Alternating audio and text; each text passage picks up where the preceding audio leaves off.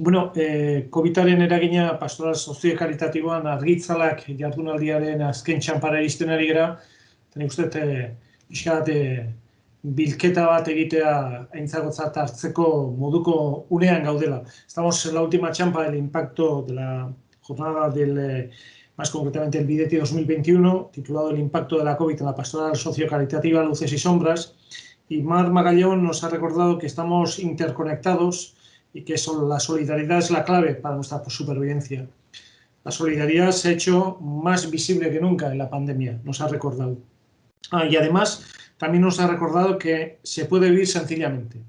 La clave es el cuidado de la vida que tenemos en común. Actores y disciplinas distintas debemos ir de la mano sin dejar a nadie detrás, absolutamente a nadie. Tenemos que reconstruir.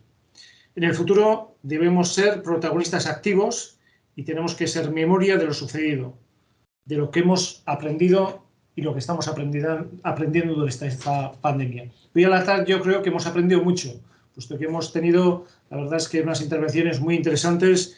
Talenik eta mila esker, Carmele Amundaraini, mila esker Jose Mari Landari, eskerrik asko Marbil Zenizori, eta bereziki baita ere eskerrik asko Santi Sesma eta Julen Arbelaitzei. Hau guztia aurrera eramaten lagundu diguzuelako. Gogoratu, lehenu esandakoa, datorren urtean ikusiko dugu elkar, baina ea aurrez aurre den eta hurbiltasunez eta elkarri besarkada bat emateko aukeran geren. Beraz, ondo izan, eutsi goiari, eta esan bezala, elkarrekin gauza asko egin ditzazkegu. Jarrai dezagun horrela. Hurrengo bat arte, ario!